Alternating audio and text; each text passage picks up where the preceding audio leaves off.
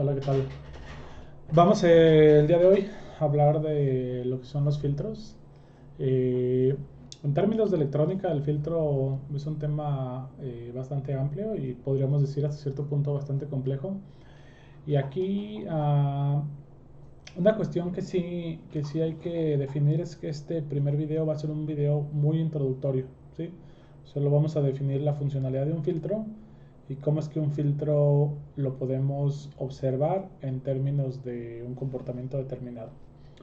Ok, entonces, cuando hablamos de un filtro, normalmente la palabra filtro hace referencia a lo que viene siendo pues dejar pasar o no dejar pasar ciertos elementos, ¿no? O sea, cuando hablamos de un filtro, por ejemplo, mecánico, pues puede ser una rejilla que deja pasar cierta cantidad o ciertas partículas.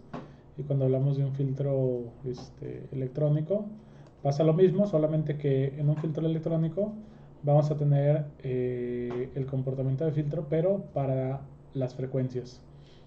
Hagan de cuenta que tenemos una señal, ¿sí? Que esta señal tiene como quien dice ruido electrónico, ruido eléctrico, ¿sí? Y tenemos, digamos que es la medición, vamos a poner un ejemplo, que esta es la medición de una señal de, no sé, una temperatura en una cabina de refrigeración, ¿no?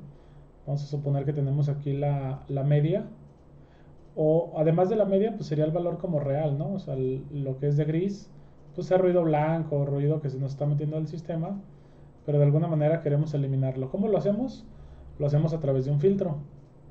Hagan de cuenta que este filtro lo que va a hacer es de que nos va a dejar pasar, dependiendo del tipo de filtro, la señal de color azul, o también existe la posibilidad de que nos deje pasar solamente la señal de color gris, ¿no? De hecho, si tuviéramos un filtro, vamos a poner aquí filtro, vamos a ponerle PB, sería un pasabajas, y vamos a ponerle aquí filtro PA, que sería un pasaltas, podríamos tener este comportamiento, ¿no? Si es el pasabajas, pues tenemos dejando pasar la frecuencia un poco más baja, ¿sí? De la señal original, y tendríamos el comportamiento de la parte de temperatura, ¿no? Si tenemos un filtro pasa altas, pues en cambio estaríamos dejando pasar prácticamente el ruido, ¿no? Aquí, bueno, no lo quiero así como dibujar todo, pero hagan de cuenta que la señal en donde va montada, pues no la veríamos y solo veríamos obviamente la parte de ruido. ¿Cómo lo podemos hacer esto en términos de electrónica? Pues muy sencillo. En electrónica lo que podemos hacer es poner dos componentes pasivos que corresponden a una resistencia y un capacitor. ¿Ok? Una resistencia y un capacitor.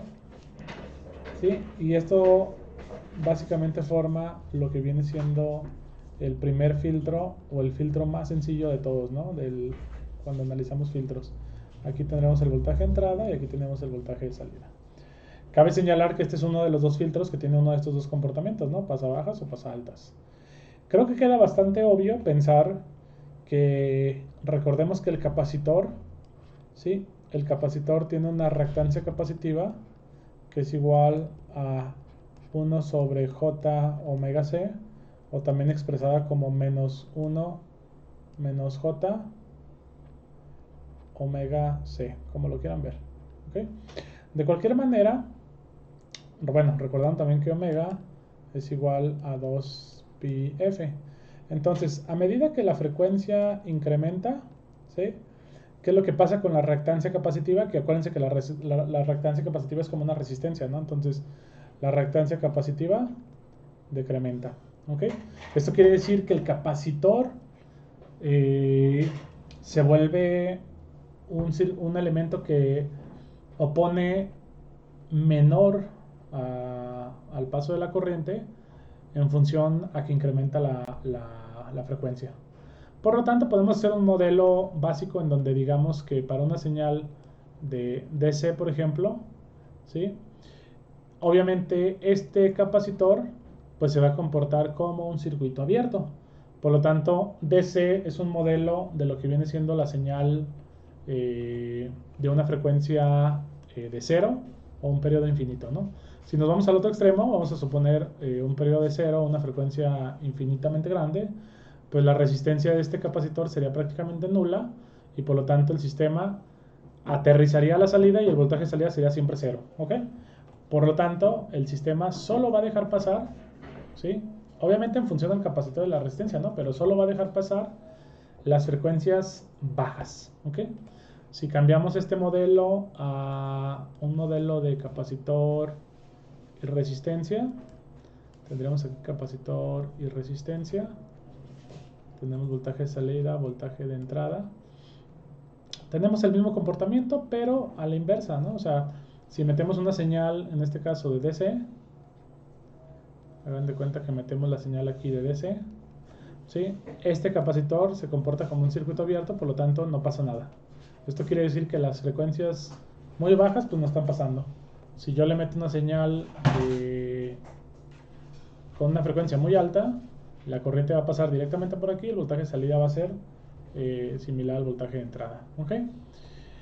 La idea de esto no es meterle solamente señales senoidales, ¿no? Pero pues señales senoidales es una manera fácil de probarla. Aparte, cuando hablamos de reactancias, pues obviamente estamos hablando de señales senoidales, ¿no? Porque aquí estamos asumiendo que esta frecuencia angular, ¿ok?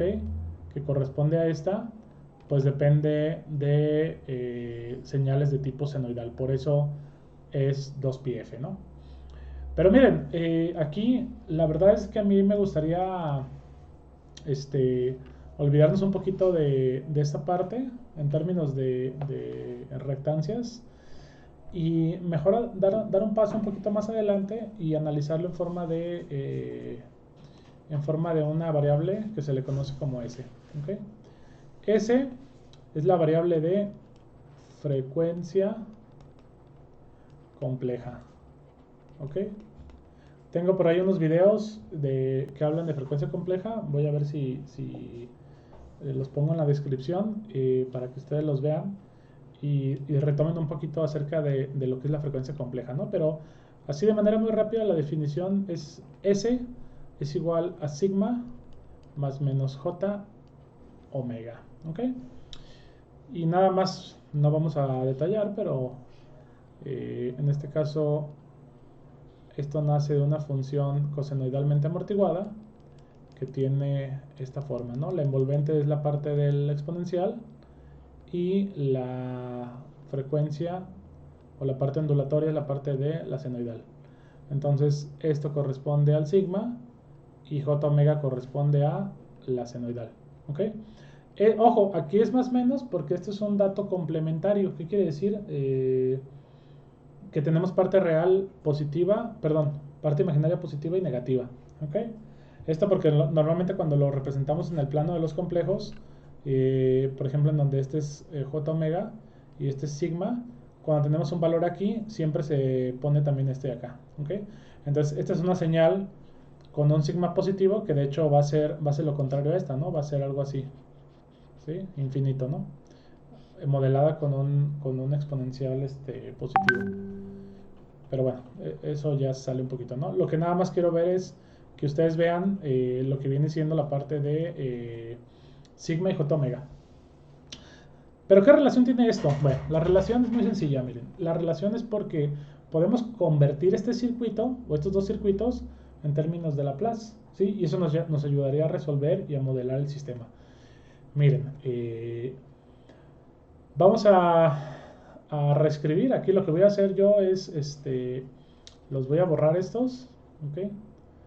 Obviamente el término del voltaje y del voltaje de entrada y voltaje de salida, pues al ser una función, se va a mantener como tal, ¿no? Porque no sé qué función sea, independientemente si es una senoidal o algún otro valor, pues no tengo la función como para hacer el cambio de variable. Sin embargo, de manera formal, vamos a escribirlo con mayúsculas, entonces sería Bin y Bout, Bin y Bout. Y en el caso de la resistencia, como es un sistema puramente lineal, que no depende, bueno, sí depende de la frecuencia, pero en casos como muy reales, ¿no? En casos ideales no depende de la frecuencia y el caso del capacitor sí depende de la frecuencia. Entonces, el capacitor es un término que ya definimos que tiene que ver con el 1 sobre j omega. Y si ya definimos que sigma es igual a, perdón, S es igual a sigma más menos j omega, y en este caso no tenemos el valor de sigma porque este es para un modelo puramente senoidal, pues podemos intuir una conversión directa, ¿no? No sale de aquí, sale por ahí de la integral de la corriente, pero también no voy a entrar mucho detalle. Yo esperaría que ustedes, al saber cómo hacer la transformada de Laplace de una integral, puedan resolver esta sustitución, ¿no? Por lo tanto, el capacitor, en términos de la transformada de Laplace, ¿ok?, pasa a ser 1 entre SC, ¿ok? Entonces, aquí lo que voy a hacer es que para los dos casos, ¿sí?, voy a cambiar el valor de C por 1 entre SC, ¿ok? Entonces 1 entre SC y 1 entre SC, ¿ok? Ok, entonces ya quedó claro esto, lo borro, y básicamente aquí lo que tenemos que hacer es determinar la función de estos dos sistemas, ¿ok? Hay algo que se le conoce como función de transferencia o f de t, ¿ok?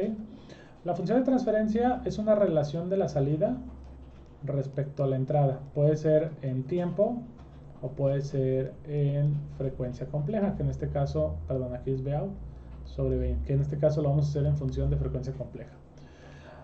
Bueno, entonces, el voltaje de salida es igual a ¿qué? Pues depende del circuito, ¿no? En este caso, vámonos con este primer caso, ¿ok? En este primer caso sería voltaje de salida es igual a, si modelamos este como una resistencia o como una impedancia, porque estamos en Laplace y lo podemos hacer, sería impedancia por corriente, ¿no? Entonces sería I por 1 entre SC, ¿ok? Y voltaje de entrada, pues aquí podemos hacer una malla, ¿ok? Podemos hacer una malla que nos quede de esta manera y hacer lo mismo, ¿no? O sea, una corriente multiplicada por R, que es una impedancia, más 1 entre C, que es la otra impedancia. Y sobre I se hace 1 y me queda 1 entre SC sobre R más 1 entre SC. Ok, tomen mucho en cuenta esta función de transferencia porque nos va a servir para un siguiente video, ¿no? Porque voy a hacer un análisis para ver cómo se comporta este tipo de sistemas en función de la frecuencia. Vamos a sacar la segunda rápido para no extender mucho el video. Y vamos a hacerlo así, miren.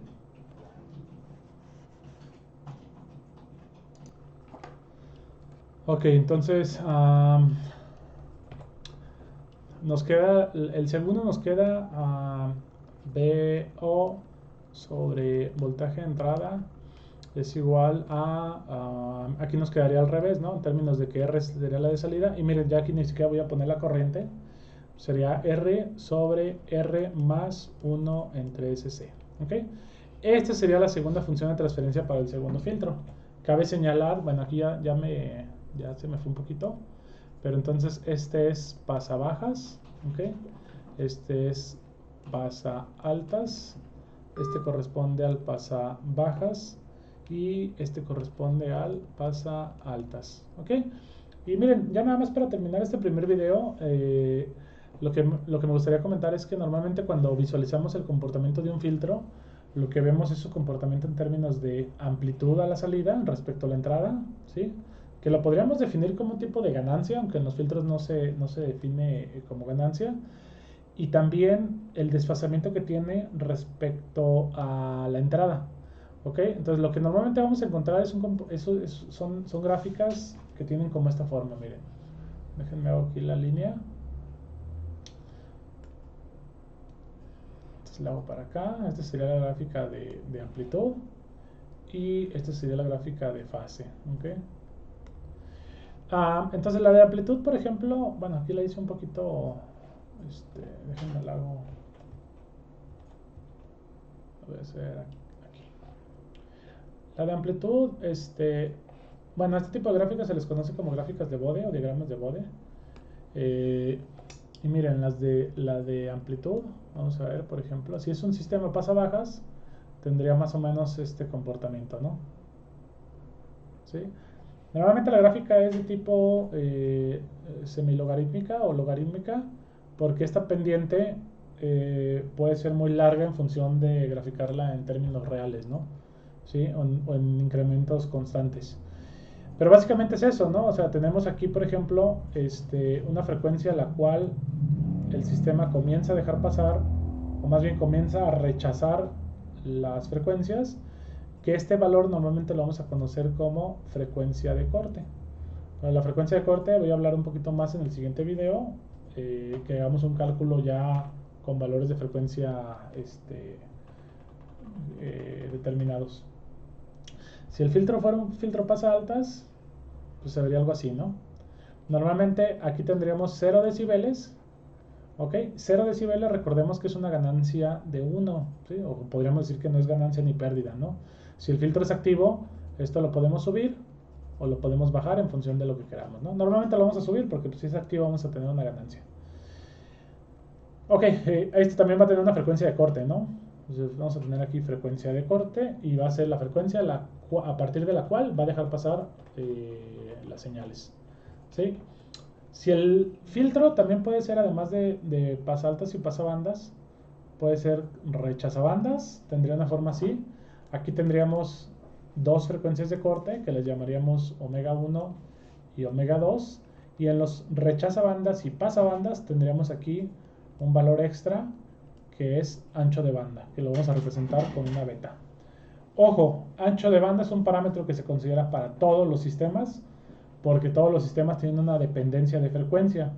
Pero como estamos ahorita hablando desde el punto de vista ideal, vamos a decir que el filtro pasa bajas deja pasar absolutamente todas las frecuencias bajas y filtro pasa altas deja pasar todas las frecuencias altas independientemente del valor máximo de frecuencia. Con el pasabaltas es más fácil verlo porque pues estamos hablando de que idealmente tendría que dejar pasar, no sé, un terahertz, cosa que no va a dejar pasar un circuito integrado convencional, ¿no? Y menos con un RC.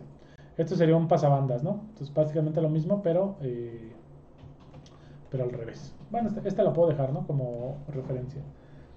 En la fase, vamos a ver fase de cómo cambia la fase, ¿sí? O sea, vamos a ver desfasamientos, vamos a poder, por ejemplo, vamos a comenzar en 0 y vamos a ver si la fase se desfasa hacia adelante o hacia atrás, o de manera positiva o negativa. Normalmente se desfasa de 0 a 90 o de 0 a menos 90, ¿sí?